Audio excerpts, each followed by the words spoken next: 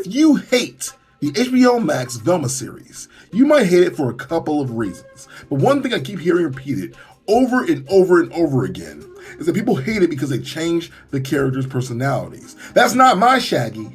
That's not my Fred. That's not my Velma. That's not my Daphne. But the fact is, you're a hypocrite and a liar because you love A Pup Named Scooby Doo. I know you do. We all do. A Pup Named Scooby Doo is probably the best series that Scooby Doo ever did. And you know what they did in that show?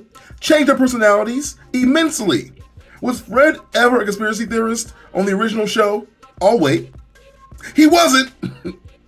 Was Daphne ever rich and snooty and kind of stuck up?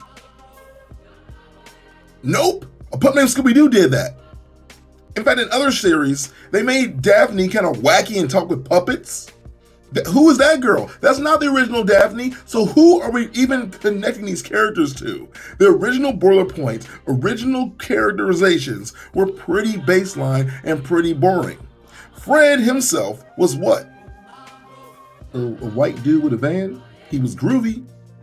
He was cool. He could dance, I think. But that's really it. He didn't do anything. He could be really palette swapped for anyone.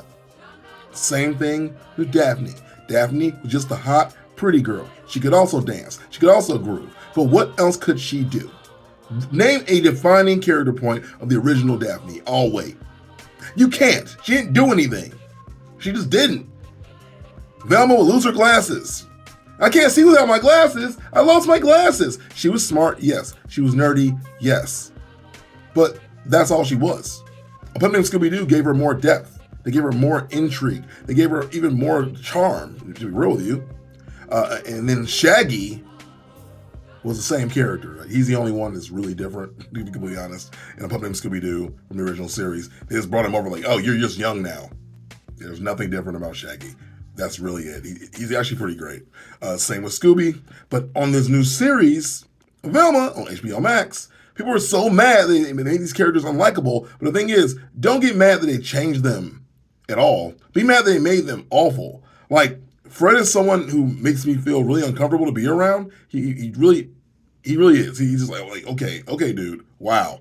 You're a giant baby, and I don't like that. I wish you were more of a conspiracy theorist right now. You know, even with Daphne's changes, while not my favorite, it's still not that great. You know what I mean? It's not that bad. It's just not. And I know we all want to hate on this show. I know we all want something to pick on. But the fact is, it's just not that bad. We just don't like the changes that they did make. So don't go around telling people, oh, they changed my characters. Those are my characters. I love this show since I was a child. If you love this show since you were a child, then you know for a fact that most of these characters have no personalities. And giving them ones does not mean that they ruined your childhood. It just means they changed them. But they have to change for the better, which is what I think everyone wants. So when you open up this show with two bugs having sex, you're kind of saying to us, we don't have standards. We don't know how to write for adults. Because it's really odd to me that writing for an adult means you write as if the person is in high school. You know what I'm saying? Like, as an adult, I am 38 years old. I am almost in the grave, right? I don't think that bugs having sex is funny. Do you? I don't know. It just doesn't do anything. It doesn't set the tone. Doesn't tell me what the show's going to be about. Doesn't tell me what the show's going to be like. It just tells me that you're a pervert and you want to see bugs getting it on. I didn't even know bugs could do that. Did you? I feel like I learned something from the show, I guess, at least.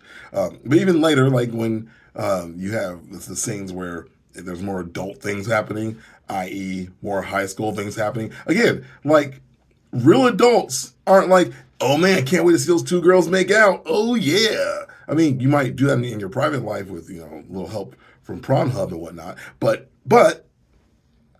you aren't as excited about that kind of thing because you're looking for a real connection with a real person and you want to see, people excel in life and not necessarily just make out for your education. I don't know, education, your entertainment. But you know what I'm saying, guys? It's just kind of wacky to me that this is where we're at, where adults means sophomoric humor.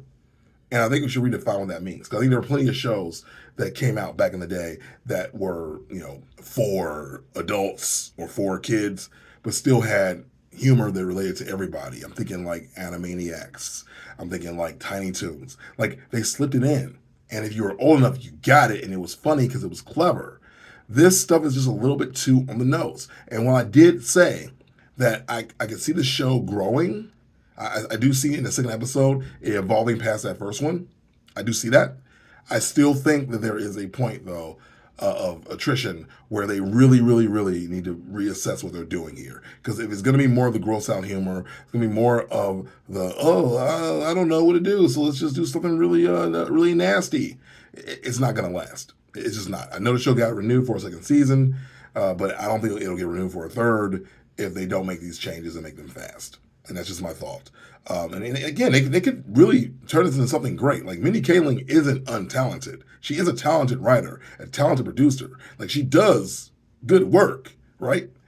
But somewhere in there, she lost her way. This is a self-insert show. She put herself in the show, and it's her foibles, her insecurities, her issues at large. Even the fact that, to me at least, that you have Shaggy, aka Norville, pining for her, unrequitedly, mind you, even though no one else wants her.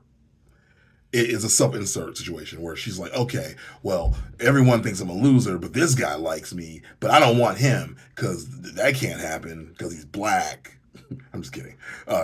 It's not because he's black, probably. I don't know. But it just feels weird because, like, if you think about even The Office, I don't know if she wrote those episodes, but at some point she wound up with the black guy for a little bit, only to reject him for the white guy that clearly doesn't respect her or love her or care about her. It's kind of sad, actually. So I don't know if that's some kind of weird thing she's dealing with, but I'm just saying the show itself is getting a lot of scrutiny. People are hating it all up and down the internet, and they won't stop because the pile on is real. But I just wanted to point out that a pup named Scooby Doo did change the characters as well, and they did make some pretty striking differences between the original source material and the show, and no one cared because it was better. So you can do different things, but be better.